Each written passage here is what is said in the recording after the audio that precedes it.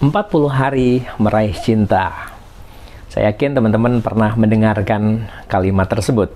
Atau mungkin pernah nonton film 30 hari meraih cinta. Lalu apa hubungannya? Mari kita bahas sama-sama di video kali ini.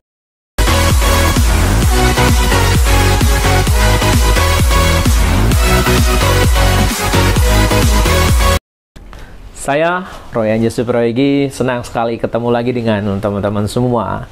Dan hari ini kita akan membahas tentang bagaimana kita bisa meraih cinta dalam tanda kutip yang kita inginkan dalam kehidupan kita sehari-hari. Dan 40 hari meraih cinta itu adalah salah satu judul buku, judul bab yang ada di buku saya, Cheese for Happiness, yang ada di belakang saya tersebut. Dan buku itu membahas tentang bagaimana kita bisa melakukan dan mendapatkan kebahagiaan, ya, bisa meraih kebahagiaan, bisa melakukan dengan penuh bahagia. Ya, simpel sekali caranya, cinta, ikhlas, dan syukur. Nah, salah satu pembahasan yang ada di buku itu adalah bagaimana kita bisa menemukan kekuatan cinta. Di video-video saya sebelumnya, tentunya teman-teman sudah tahu ya, ada bagaimana kita membahas tentang bahasa cinta yang bisa kita manfaatkan untuk kita bisa lebih harmonis lagi dengan orang-orang di sekeliling kita, dengan keluarga, khususnya dengan pasangan Anda.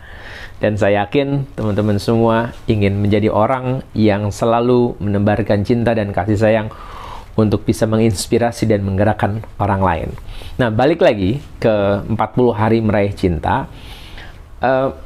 Ini sebuah artikel yang saya tulis dulu di tahun 2011 ketika saya masih berada di industri asuransi. Saat itu saya dan kami berada di Bali untuk memberikan reward kepada para sales yang berprestasi. Dan di sela-sela aktivitas tersebut saya menuliskan. Dan yang ingin saya tulis adalah bagaimana kita bisa memanfaatkan momen-momen spesial, waktu-waktu yang biasa orang sebut waktu kritis gitu ya. Itu untuk bisa bangkit, untuk bisa terus berjalan, untuk bisa meraih mimpi-mimpinya. Dan biasanya di industri asuransi itu ada yang namanya sebuah event yang namanya final sprint. Ya, kalau di awal tahun itu namanya goal setting, kalau di tengah tahun namanya review goal setting. Dan momen-momen itu biasanya dimanfaatkan untuk oleh para sales force untuk memotivasi, memompa dirinya sehingga bisa meraih apa yang mereka inginkan di dalam bisnis, dalam kehidupan mereka. Dan hari ini saya akan share kepada teman-teman semua, para sahabat Cheese yang luar biasa, bagaimana kita bisa memanfaatkan waktu-waktu yang begitu berharga buat kehidupan kita dengan 40 hari meraih cinta. Kenapa namanya 40 hari? Kenapa tidak 30 hari? Kenapa tidak mengejar? Ya. Nah, ini yang nanti akan saya share ke teman-teman semua.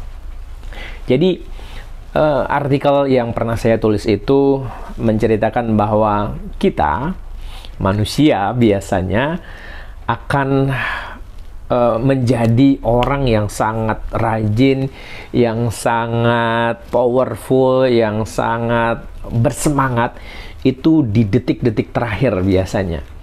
Nggak tahu teman-teman, kalau saya kadang seperti itu ya, kadang seperti itu. Nah, ketika kita menghadapi kondisi seperti itu bisa jadi kita termasuk orang-orang yang melakukan sesuatu di last minute, ya, which is itu kurang bagus.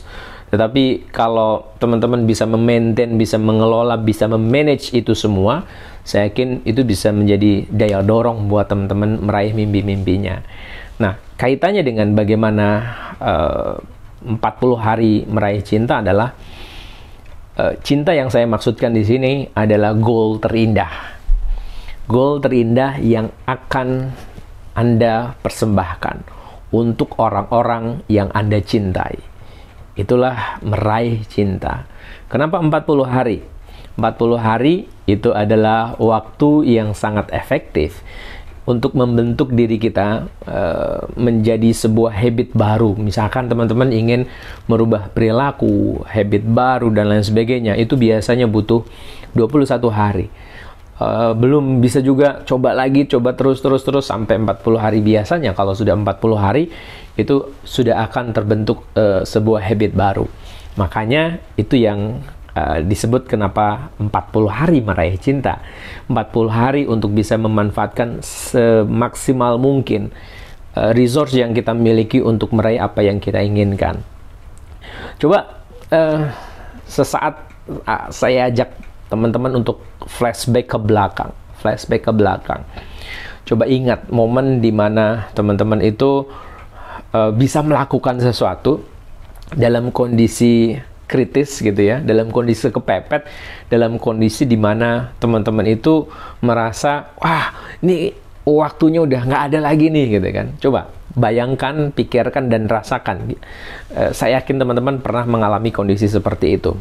Dan kalau kita hari ini, kita mengatakan bahwa, aduh saya nggak mampu, aduh saya nggak bisa, saya kan orangnya nggak pedean, dan lain sebagainya.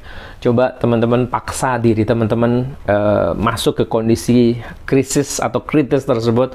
Dan biasanya ketika kita dalam kondisi kritis itu, kita muncul semua potensi yang ada di dalam diri kita. Makanya ada namanya namanya kefefetisme. Jadi teman-teman dalam kondisi kepepet dulu, baru bangkit, baru semangat, baru melakukan sesuatu. Nah, ini yang terjadi dalam kehidupan kita. Dan mungkin itu terjadi dalam kehidupan Anda. Nah, teman-teman semua, ketika dalam kondisi kritis itu, kita semua keluar potensi yang ada di dalam diri kita. Mungkin Anda pernah dengar ada seorang pencuri yang hampir ketangkap, kepepet, mau naik, mau lompat ke pagar yang tingginya sampai 3-4 meter, dan ternyata bisa gitu ya. Padahal dalam kondisi biasa, bisa jadi si pencuri itu nggak bisa. Itu terkadang kondisi kepepet itu sangat-sangat powerful untuk mengeluarkan semua potensi yang ada. Atau dalam bahasanya Pak Yohanes Surya, mestakung, semesta mendukung, semua dalam kondisi mendukung semua keinginan yang kita inginkan, maka semua yang ada di dalam diri kita itu membantu kita untuk meraih apa yang kita inginkan. Nah, dalam konteks menjadi pribadi yang lebih baik lagi, meraih mimpi-mimpinya, tentunya teman-teman nggak dong ya nunggu krisis dulu baru teman-teman mau berubah. Kan nggak mungkin gitu ya teman-teman dalam kondisi yang nggak menentu seperti sekarang ini gitu ya, itu leha-leha aja. Tentunya teman-teman ingin melakukan sesuatu. Coba mungkin Anda termasuk orang yang ketika dulu sebelum menikah gitu ya, dan teman-teman masih merokok ya, diminta oleh calon pasangannya saat itu, Mas, Bang, Kak, dan lain sebagainya gitu ya, kapan berhenti ngerokoknya? Nanti kalau abang sudah nikah sama adek gitu kan. Dan ternyata ketika sudah menikah, ngerokoknya tetap berlanjut. Kemudian si istrinya bilang lagi, Bang, kapan berhenti ngerokok? Nanti kalau anak kita sudah ada gitu kan. Anak sudah ada 1, 2, 3, enggak berhenti ngerokok juga. Sampai pada satu titik dia serangan jantung, kemudian sakit, hampir meninggal, dan saat itulah momen untuk mau berubah itu hadir, dan saat itu totally benar-benar stop untuk ngerokok gitu ya. Tapi balik lagi, apakah iya kita nunggu kondisi kritis dulu untuk mau berubah? Dan ternyata untuk berubah itu ada 3 syarat ya. Yang pertama adalah kita dalam kondisi kritis, kita tahu goalnya, dan kita punya knowledge akan hal itu. Dan ketika kita memilih untuk kondisi kritis, ya kita hanya menunggu saja, nunggu kondisi kritis aja kita baru bisa berubah. Nah, kemudian yang dalam konteks yang kita bahas hari ini, saat ini adalah bagaimana 40 hari meraih cinta itu bisa kita manfaatkan untuk mewujudkan mimpi-mimpi kita, mewujudkan goal terindah yang ingin kita berikan kepada orang yang kita cintai. Itu poinnya. Jadi kita berubah karena goal, Bapak Ibu. Teman-teman berubah karena goal. Goalnya apa? Sekarang bayangkan goal terindah saat ini yang ingin dipersembahkan. Mumpung ini masih Januari, ya biasanya teman-teman bikin goal setting.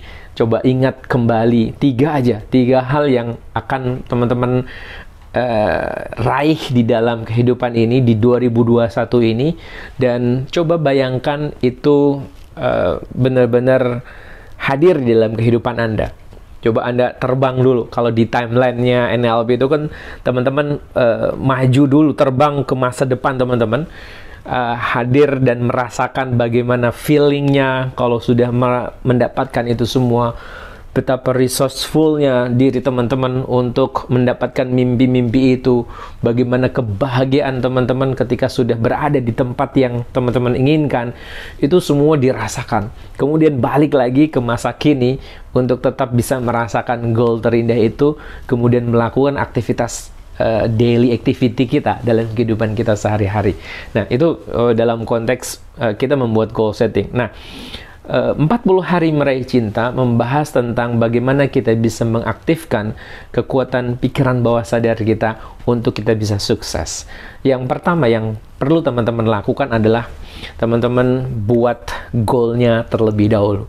Goalnya apa? Ya, yang pertama adalah buat goalnya yang ingin teman-teman persembahkan kepada orang yang teman-teman cintai itu apa? Goal terindah, apapun itu.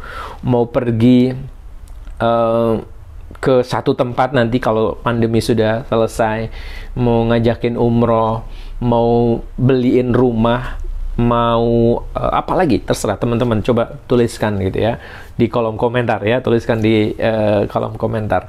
Dan ketika kita sudah benar-benar bisa masuk ke dalam goal itu, teman-teman coba rasakan, lihat apa yang teman-teman lihat, rasakan apa yang teman-teman rasakan, dan dengarkan itu semua, rasakan ke seluruh tubuh, sensasinya gimana. Kalau teman-teman bayangin dan teman-teman bisa merinding, bisa merasakan bagaimana sensasi ketika berada di goal tersebut, wah itu luar biasa. Itu yang pertama, teman-teman harus tentukan goalnya dulu, outcome-nya apa yang ingin teman-teman raih, itu buat anchor ya, buat semangat gitu ya, di jangkar di dalam diri teman-teman. Nah, yang kedua adalah teman-teman coba visualisasikan itu. Visualisasikan. Tahap pertama tadi adalah membayangkan goalnya, visualisasikan kembali lebih detail lagi, lebih jelas lagi. Dan yang berikutnya adalah ketika kita punya mimpi tersebut ya, punya dream tersebut, tentunya teman-teman itu ada sesuatu yang menghambat di dalam diri teman-teman. Ada self-talk yang ada di dalam pikiran teman-teman bilang, "Jas, emang lu bisa? Emang lu bisa melakukan itu?" gitu. Dan semua self-talk yang bisa jadi itu melemahkan diri kita, jangan teman-teman tolak. Tapi buat dia sebagai pemicu, sebagai pemacu untuk teman-teman bisa mewujudkan mimpi-mimpi itu. Ketakutan yang teman-teman rasakan saat membayangkan itu semua, itu diterima dulu. Ya, acceptance itu lebih penting daripada teman-teman menolak itu semua. Jadi yang kedua, ya, setelah membayangkan, tapi ternyata justru ada bayang-bayang ketakutan, kekhawatiran, penolakan, dan lain sebagainya, semua itu diterima. Ya, accept it. Ya, diterima dengan sepenuh hati, dan ikhlaskan kalau itu sesuatu yang merisaukan diri teman-teman. Oke, itu yang penting sekali. Yang ketiga, atau yang keberapa saya lupa. Yang ketiga tentunya teman-teman melakukan segala aktivitas itu dengan penuh keyakinan. Ya, dengan penuh keyakinan. Biasanya untuk bisa meraih mimpi-mimpi itu, yang saya lakukan adalah bantu dengan kita berderma, kita bersedekah, kita membantu orang lain. Dan ketika kita membantu sesama kita, membantu orang yang mungkin dalam kondisi kesusahan, keluarga, dan lain sebagainya, itu akan ada pertolongan yang arahnya dari arah yang tidak terduga-duga, yang tiba-tiba nolong diri kita gitu kan. Nah, itu yang perlu dilakukan. Dan terakhir, misalkan teman-teman ini para sales gitu ya, coba lakukan telepati. Telepati itu kita kayak ngobrol nih sama orang yang ingin kita temui. Misalkan teman-teman pengen melakukan sebuah janji temu, misalkan teman-teman coba bayangkan lagi ketemu dengan orang yang ingin teman-teman datangi tersebut.